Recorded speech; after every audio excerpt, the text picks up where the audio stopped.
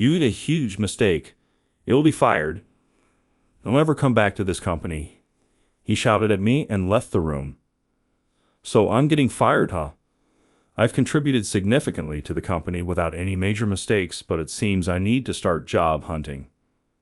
However, 2 days after that, my phone suddenly rang. Thank goodness. "David, you picked up. Can you come back to the office right away?" Upon arriving at the office, the scene I saw was, "My name is David Smith. I have a calm wife and a lively 8-year-old son, and making us a family of 3. I work at a subsidiary of a major food manufacturer, handling food orders and dispatches. Managing the inventory for both restaurant supplies and retail products is quite challenging. It's a meticulous job, but I've managed it smoothly without major errors. However, there's one troublesome person at work." "Hey David, you were supposed to finish this report by today, right?" It was Manager John, my boss, who yelled at me. He's younger than me, in his 40s, but my superior. John, the son of a department head at the parent food manufacturing company, always orders me around with arrogance. Moreover, he always thinks he's right, but is quite incompetent at his job. He was appointed as the department head just 2 weeks ago, but seems to have taken a dislike to me, dumping extra work on me every day. After you finish that, start on this report too.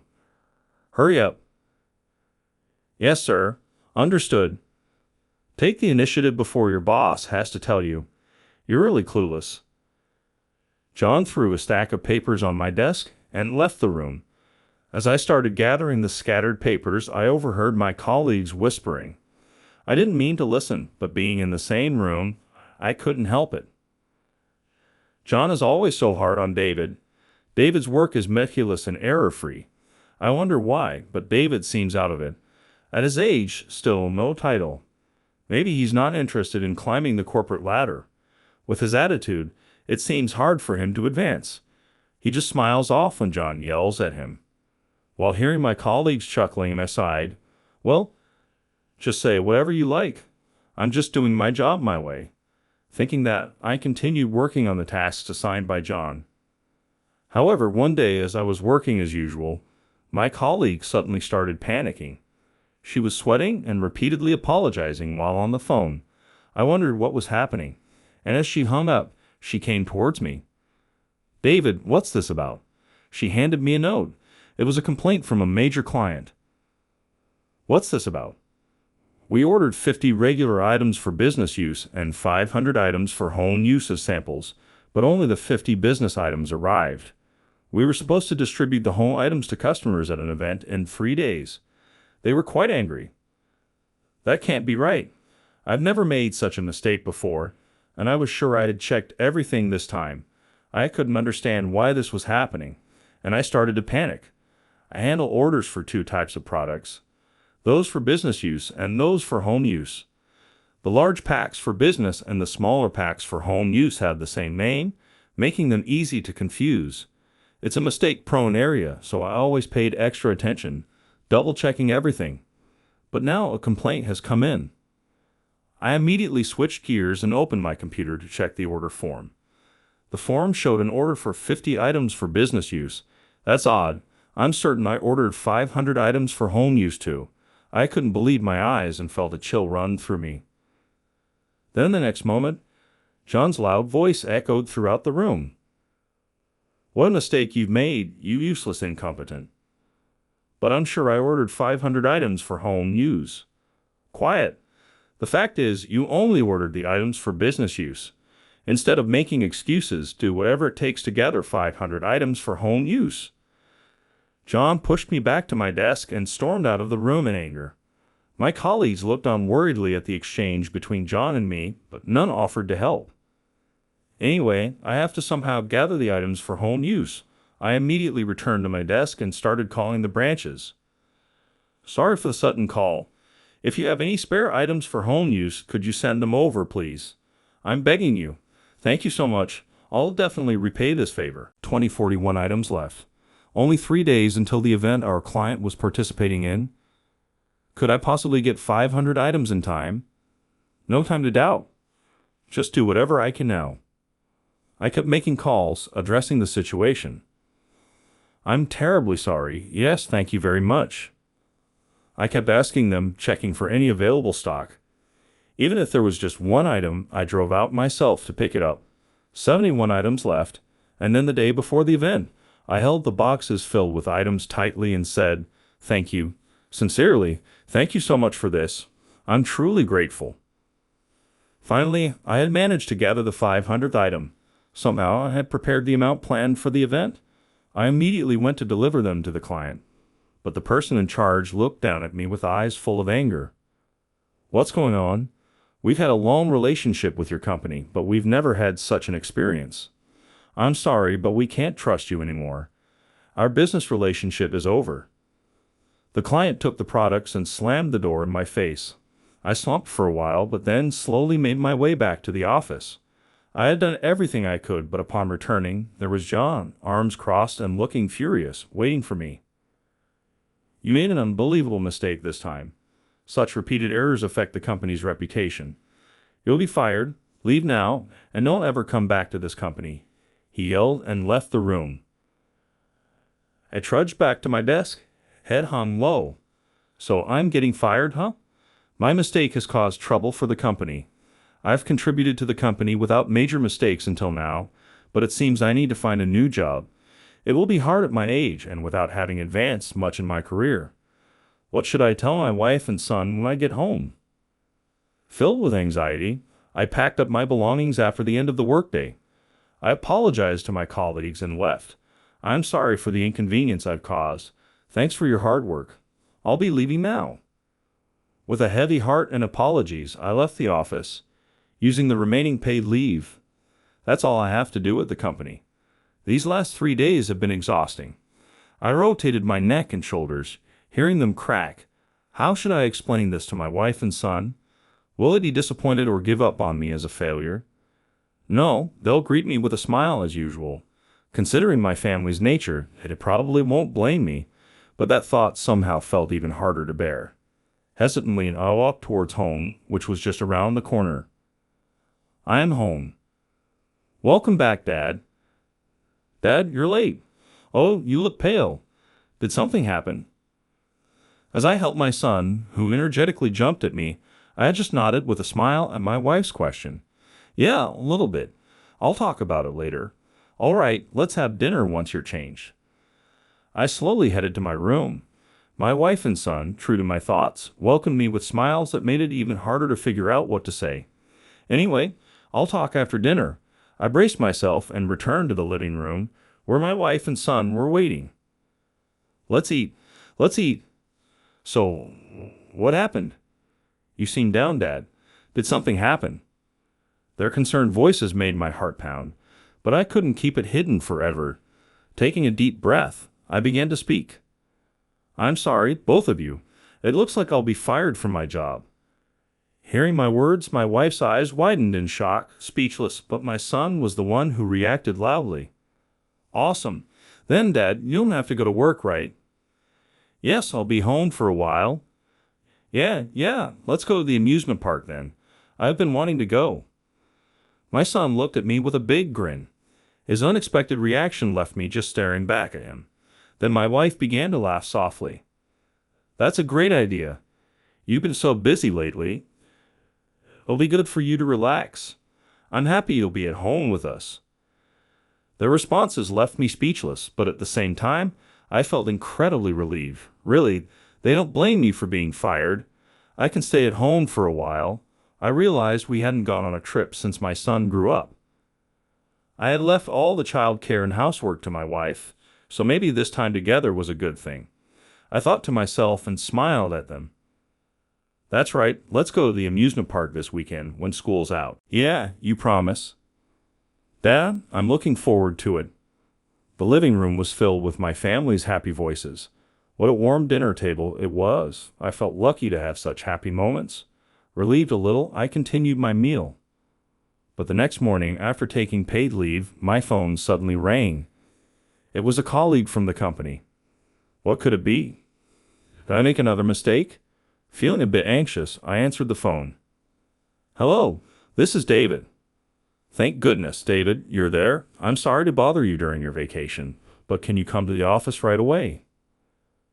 Does this mean there's a problem? I'm sorry, I can't discuss it over the phone, but please come back as soon as you can. Understood. I'll be there shortly. Urged by my colleague's rushed voice, I quickly got ready. My wife looked at me curiously. What's up? Did the office call? Yeah, they called me in. I'll go and check. I arrived at the office 40 minutes after the call. Heading to my department, a colleague hurried over to me. David, thank goodness you're here. Please come with me quickly. Following my colleague as he hurriedly ran, I tilted my head in confusion. Why such a rush? What could have happened? Then as we ran, my colleague began to explain the situation to me. According to him, the next morning after I was told I was fired, the CEO of the company, with a changed complexion, came to our department visibly angry. Why is he not here? Explain this to me. Are you referring to David? We don't need someone like him. John, who was there, tried to calm the CEO, but the CEO became even angrier. What are you saying? Just call David back here. Then they contacted me. I was puzzled by my colleague's story, but I was told I was fired already. My colleague looked as confused as I was. When we arrived, the CEO and John were waiting. Oh, David, good to have you back. But I was told that you'd be fired. The CEO looked surprised, but then relaxed and laughed heartily. There's no way we'd fire you. Without you, who would manage the contacts for this company? He showed me his computer screen displaying the order page for our products. There, I noticed a section marked with a red warning sign. Wait, this isn't right. Since the day after I took leave, it seems no orders were placed. Well, of course you weren't here. Why wouldn't orders be placed if I'm not here? Because that's a job only you can do. The CEO then handed John a note. John, can you place this order? Understood. John took the note and moved to the computer.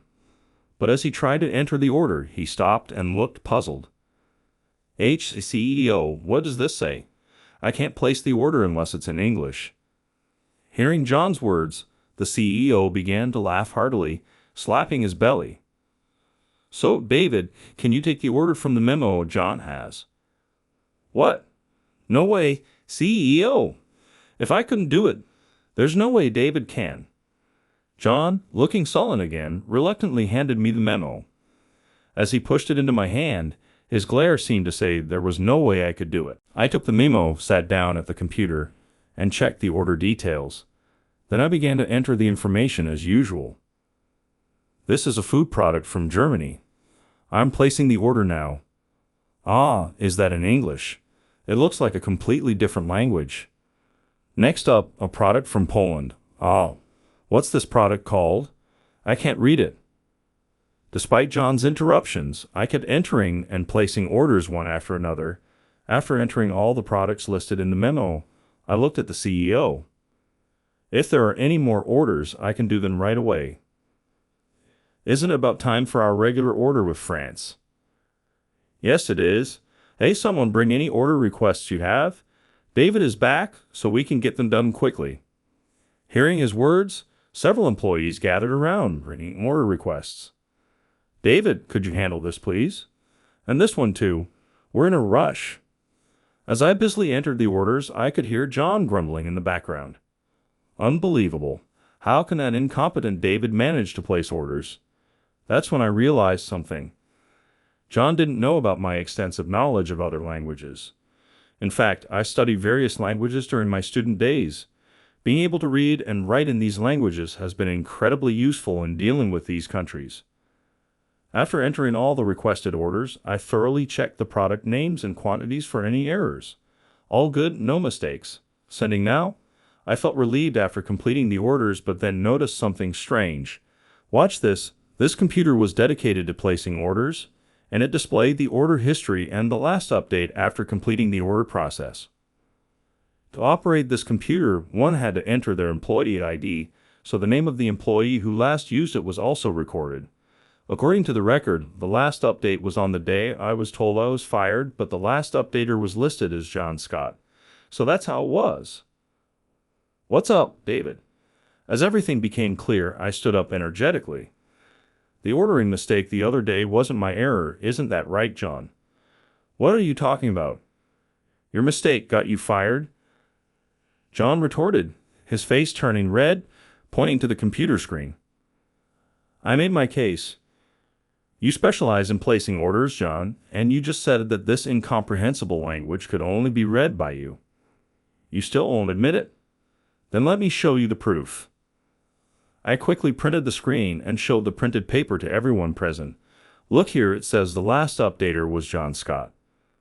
Well, that is John, muttered John, flustered, waving his hands. But everyone's eyes were focused on the paper I was holding. The CEO took the paper from me and stared intently at John's name. After a moment, he spoke in a grave tone. It seems you are the one who should be leaving this company. No, this must be some mistake. John stammered, his face turning pale as he tried to make excuses. But the CEO, with a stern look, declared to him, I will be reporting this matter to your father as well. Be prepared for the appropriate disciplinary action. The president stared intently at John before leaving the scene. John let out a short cry and then collapsed weakly to the floor. Meanwhile, I was surrounded by my colleagues, all of them speaking to me at once. David, we had no idea you had such a skill. Honestly, we thought you weren't competent at your job. We're truly sorry. You didn't talk much and seemed a bit odd. Sorry about that. Oh, don't apologize. You guys haven't done anything wrong to me. Besides, it looks like I'll still be able to work at this company. So let's keep up the good work together, I replied lightly to my colleagues. Seeing their relieved faces made me feel relaxed and reassured. This way, I proved I hadn't made a mistake and safely returned home. When I told my wife and son that I would be returning to work, they were overjoyed. A few days later, while I was still using my paid leave, my phone rang again. It was the CEO. Sorry to bother you during your time off. Actually, one of our clients called. They insisted I pass a message to you. It's okay. What's up? Well, after the mix-up with the order, the client contacted us, wondering if it really was your mistake. They remembered how diligently you'd handled our dealings in the past and suspected there might have been a misunderstanding. Oh, I see, I said, recalling those times. It was heartwarming to know that the client had thought so highly of our long-term relationship. The CEO continued, I always thought it couldn't have been your mistake, but never imagined John would tamper with it. I'm really sorry about what happened. After a meeting with the high-ups, we decided to fire him. It's only fair after what he did. John's father was a senior executive at the parent company, but even that couldn't save him. According to the CEO, John is now job hunting at another company, but rumors of the tampering are making it difficult. After hanging up, I took a deep breath. I could get back to work as usual. With John gone, I was ready to work even harder. Seeing my renewed spirit, my wife said with a smile, Seems like good things are happening. The next day, we went to the amusement park as promised. My family enjoyed the park, watching our son's happy face. Dad, Mom, we can reserve priority tickets here. Really? That's convenient, I replied. My son explained a system that allowed us to use attractions preferentially within a designated time. Watching my son, who had grown up so much without me realizing, a warm feeling filled my heart. We enjoyed the amusement park all day. Then the day to return to work arrived. I go now, I said, leaving the house earlier than usual. The familiar commute seemed to shine differently to me that day. When I arrived at the office, I brushed off my suit and walked in slowly. Good morning. Ah, David, good morning. Sorry to ask when you arrived, but can you handle this? A colleague handed me an order for Germany. Sure, leave it to me. And so my routine at work resumed as before.